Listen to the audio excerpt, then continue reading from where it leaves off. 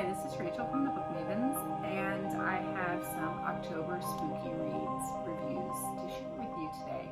I have 3 books I'm going to talk about, as well as one that I have just started that I'm very excited about, and to give you a heads up on some of the other titles I'm going to be reading for this month. So the 3 I'm going to talk about, 2 that I finished and 1 that I actually DNF'd, and I'm sure it'll probably be a surprise to you guys about which one I just couldn't get through it, and we'll talk about it. Okay, so the first one that I finished for October was Belladonna. So this is a new release. I really liked it. I thought that the cover art was really beautiful.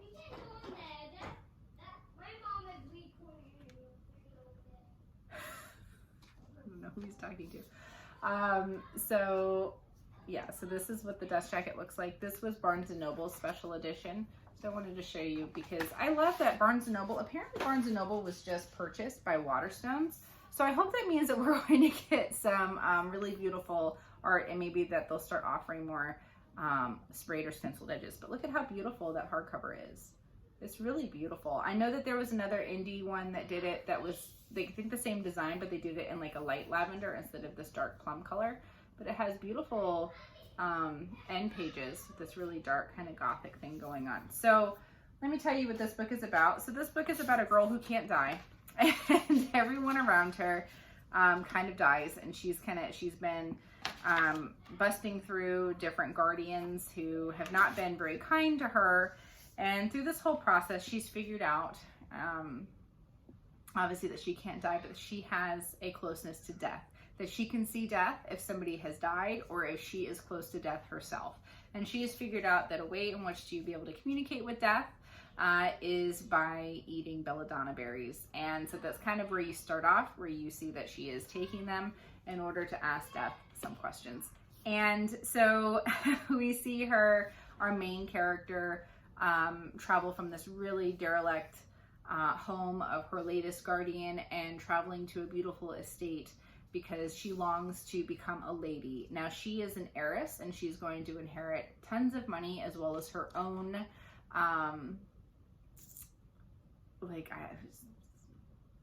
very beautiful home, manor. That's the word I'm looking for, called Foxglove Manor, like the plant. And her name's Signa. And it's a very interesting take on death. I love stories in which they humanize death and give him a character. So he's a reaper, so he's around and he, acts. I think we're playing with the neighbor's children. Anyway, he of course brings souls to the afterlife. It reminds me a lot of Hades. I would not consider Signa a Persephone. She is very much closely tied to death and shares a lot of his abilities. So they are in the middle of trying to solve a mystery. It's a murder mystery, as well as trying to prevent another death. And it was cutesy. Our main character is not underage, but this is a YA book for sure. This is not, I wouldn't even say that this deserves, like, if you want to look at like spicy rating, this is not even a 1 chili pepper. Yes, there's sex, but it's very kind of fade to black, and it's not very graphic is all I'm trying to say. So if you're concerned about that, the writing feels very YA. The autonomy the female character has it's definitely its own world. It's not our world. It's not a historical setting, but it feels that way. It has elements of a historical setting. But her autonomy, and it reminds me a little bit of like Carrie Maniscalco's Stalking Jack the Ripper, that you have these female characters with a lot of autonomy and making a lot of decisions where adults trust them a lot. I don't always vibe with that kind of storytelling. It doesn't feel very real, but I did enjoy it, and it is the first of a series. I don't know how many there's going to be, but for sure there's one. I think it's going to be called Foxglove, where we get to see her at her own manor and what kind of shenanigans will happen from there. I assume another mystery that she's going to be solving. But it was enjoyable. I enjoyed my read. It was a page turner. You didn't slog through it, but this is not what I would call life-altering in any kind of way. It's just a really cute little fantasy, a little bit of romance, YA book. And so, I mean, if I was going to give it like out of like a 5-star rating, I would give it like a 3. It wasn't anything to like write home about, but it was very enjoyable and it's a fast read. So, Belladonna.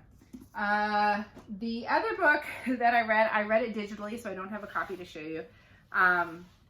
But it was the last book of the Kingdom of the Wicked series by Carrie Maniscalco and Kingdom of the Feared. I have, I think, like 3 copies of it ordered, and not a one has made it to my doorstep yet. I have one coming from Fairy Loot to match the other 2. And I have, I think I have one ordered from Waterstones. Maybe it's just 2. Maybe. I think I canceled. I think I had one from Barnes & Noble, then I canceled it, so it doesn't matter. But I have at least 2, for sure. And I don't have one in hand, but it's fine. I read it digitally. Okay, so my reading experience with Carrie Maniscalco. I really liked Kingdom of the Wicked. I thought it was a really cool idea. I love this whole kind of like, I'm gonna go find my sister's killer. This is what's going on. I'm summoning this demon and he's gonna help me. Who is he really? There was a lot of mystery involved, a lot of snark between the 2 of them that I really enjoyed. And then Kingdom of the Curse, the second book.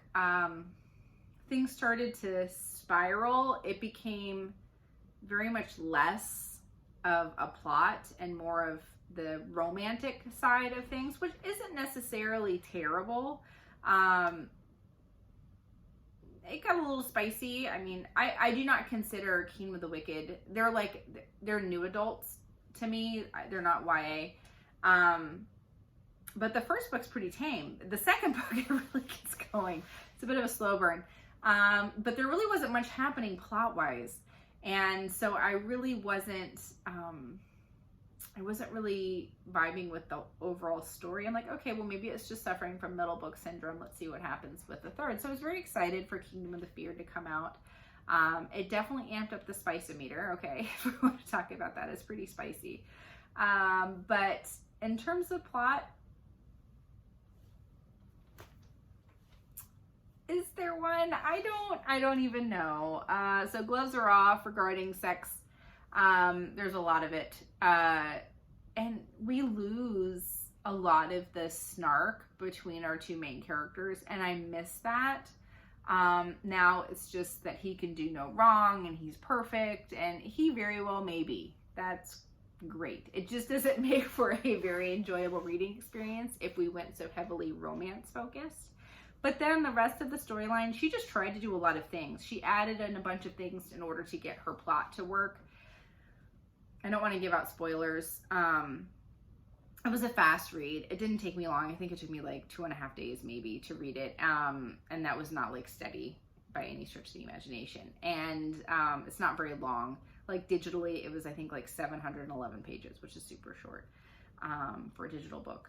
And that was on my phone. So imagine it that way. All right. So it's about the same length as the other books. But I just, I don't know what to think. And I do have the rest of the Stalking Jack the Ripper set. So I've only read 1 out of the 4. I'm a little concerned about continuing with it if this is how it's going to go. I did like the male lead character more in Stalking Jack the Ripper than I liked our female lead. And I feel like it's just the way that she's writing her female lead characters. They end up becoming kind of annoying. And why, once again, it's another, like what I was talking about with Belladonna, different author. But it's the same idea that we have these female lead characters with so much autonomy that they're not questioned. Now, of course, there's more things revealed about our character in Kingdom of the Feared that then it makes sense that she's has the kind of authority that she does, but you don't know that initially, and you're like, why is who would even take her seriously? It's just So I'm kind of at loose ends when it comes to that particular kind of story. But I finished it. There won't be any more as far as I know. Some people said that they might turn around and they do some of the other sins. So we have wrath. That is our prime sin. But there's a lot of stories they could do with pride or envy. I don't know if she's planning on expanding it. Will I read it? Probably. Just because. So why not? I already read the other 3. But yeah, I mean, they're very fast reads. Once again, these were... The maturity of the writing is low. However, the spice level of Kingdom of the Fears amps it up. You have to give it new adult status. Belladonna, yeah, there's sex in it, but it's very kind of fade to black. It would kind of border depending on the reader. Be upper YA. But yeah, no, Kingdom of the Fear, definitely new adult. Adult. I don't even know what they classify those as, but they shouldn't. Kingdom of the Fear shouldn't make it on the YA table. It's yeah. Anyway, so those were the 2 books that I was able to finish. They were very easy reads. They weren't very time consuming or dense reads, very light. And in terms of spooky season, since Amanda and I picked a book that was on the later side, since we're doing a very secret society of irregular witches, I do have some more serious titles picked out, but these 2 weren't very serious. So I'm going to talk to you guys about my DNF, which I think you guys will be somewhat surprised about. I don't know.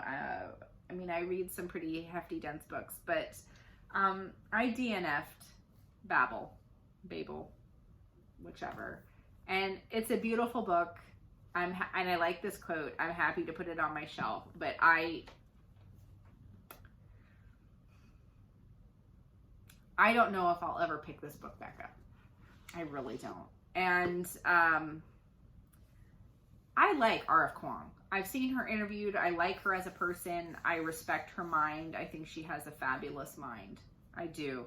I think that her writing can be superb. But, you know, the only other books that we have of hers, of course, is the Poppy War series, which Amanda and I both read. They're very violent. They're very difficult. They're not what I would consider, you know, rereads. You know, it's not like reading Pride and Prejudice every year. You know, you wouldn't want to do that with Poppy War. It's something to be experienced. I don't know about going back and rereading books like that. But Babel it's an academic setting, and R.F. Kuang is in the process of pursuing higher degrees, and she talks about it's really a reflection of her time as a student in Oxford. It's talking about racism and sexism within a very traditional high-level institution, educational institution. And so it's kind of like a historical fantasy setting, but the fantasy elements don't really add very much to the story. She most likely could have done very minimal rewrites and just changed some things. I quit this book about halfway through. I did make it past the halfway point, and I didn't want to torture myself anymore. It's a slog. And the parts of the book that I enjoyed were few and far between. I did not care for the time spent in the classroom in which they're learning about translation. You know, the whole book is a reflection of pulling people of talent to Babel in order to translate works. And, you know, it's about this consumption of other culture, colonialism aspects to it. It's just very hard to read that kind of Eurocentric perspective over the rest of the world. Is very difficult. So she handles the aspects of racism and sexism very well. So we're primarily focused on these 4 friends, 2 girls and 2 boys, and we're following Robin, who is one of the male students, and his role in all of this, and having these secret society and this idea of kind of fighting against the system. I didn't finish it. I do know basically how it ends, but I kind of let myself be spoiled on it because I don't really feel the need to pick it back up. The only parts of the book that I was really enjoying were the very few and far between scenes when they are interacting together. And it's not, you know, talking through a lesson with a professor. It's them communicating with each other, and where you can see their kind of individual struggles. The two girls just struggling what it is to be women on a campus full of young men, and how they have to disguise themselves, and the prejudice and discriminatory acts against them I found to be very interesting.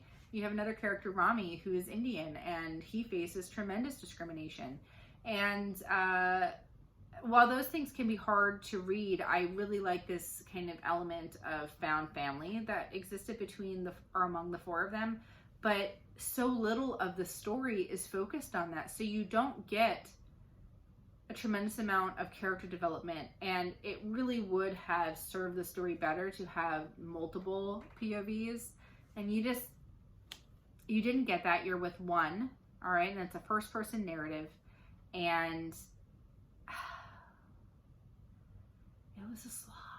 It was a slog. You could really feel her frustration in terms of what it is to be at that level of academia and how draining it would be. She does a good job illustrating that, but she does it again and again and again, and you just feel like you're just getting sledgehammered with the same points over and over again, and you feel slightly talked down to as a reader. I don't want to be treated by her as someone who can't understand. And the way she breaks things down,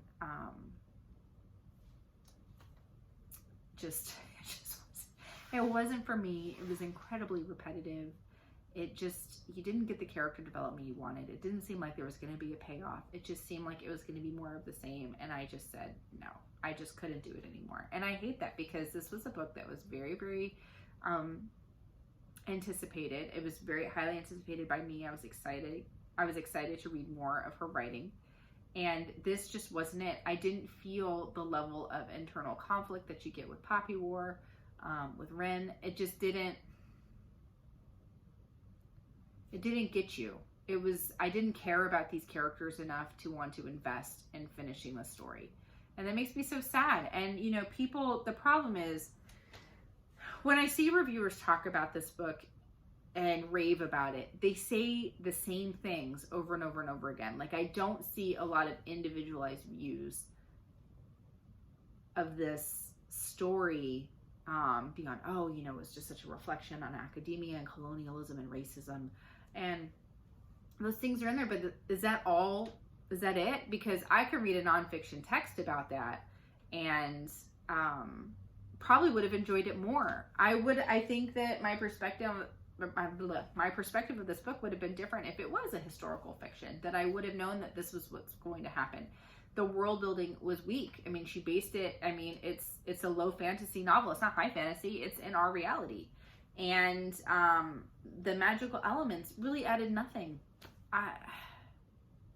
And it really wasn't explained very well for me how the magic system worked. It wasn't clear enough for me. And she over-explains so many other things and then under-explains, because it's talked about, but you don't really see it in action. Like, that was my issue I think I had with the magic system. And I'm rambling at this point because I've been talking to myself about this book, and I just can't quite figure it out why this has been getting the level of high reviews it's gotten. And I don't consider myself a dummy. I read a lot of, I would consider, very dense,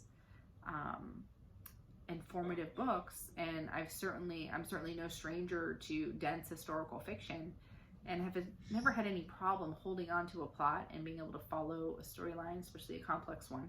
And so I don't think this is on me. Legitimately, I don't. I don't like a book that it feels almost purposeful to make the reader feel a certain way that they're not understanding. And that's how I feel. And I wonder if just some reviewers are saying these things and quoting other people because they really don't know what to make of it either. Now, this isn't a criticism of anybody's intelligence, but what did you get out of this book? People said they sobbed over this book. Why? Now, I didn't finish it, but what kept you in this book? I'm desperate to know. I just can't. And I read this with a book club, and many other people finished it and had things to say. I mean, the writing, she writes beautifully when she's on it, and I just don't know what ends up happening. Like, I just wasn't invested. I mean, with Poppy War, with our main character, you wanted to like kill her half the time, but you were invested. You had to know what was going to happen with that story. As violent as it was, how difficult it was to get through some of those passages, you had to know what was going to happen. And I don't have that compulsion to finish this book, and I hate that. You guys have heard me talk about how much it really bothers me to DNF a book. Like, I really just struggle with it. But with the size of this book and the fact that I had so many other books that I was more excited about, even though the two that I already talked about today, they weren't like a wowzer. But, you know, other books I was interested in reading, and I just don't want to waste my time with a book that I'm not enjoying. And so I'm really trying to work on that, where I do start to DNF books that I'm not enjoying. It's hard, and it was really tough to put this book down, but I just couldn't. It was becoming almost painful to try and finish it.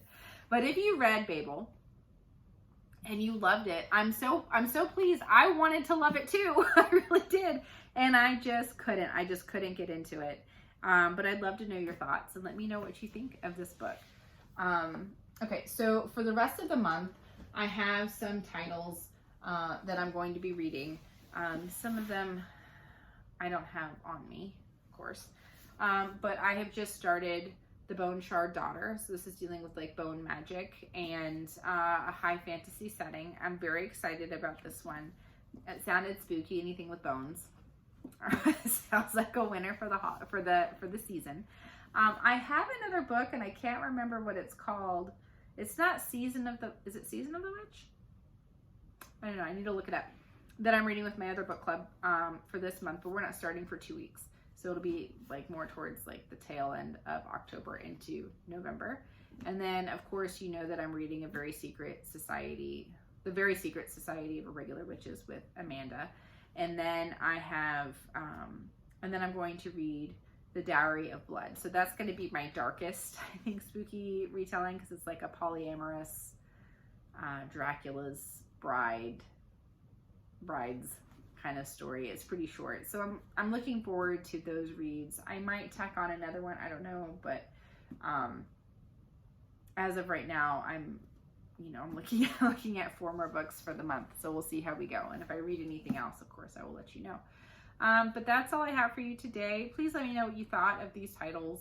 I'm really trying to mix it up. I'm trying to read some more, some like newer titles to kind of keep things fresh, as well as going back and reading some that I've had on my TBR for a while. And I've had this one on there for quite some time. So let me know if you did read The Bone Shard Daughter. Will I love it? Will I hate it?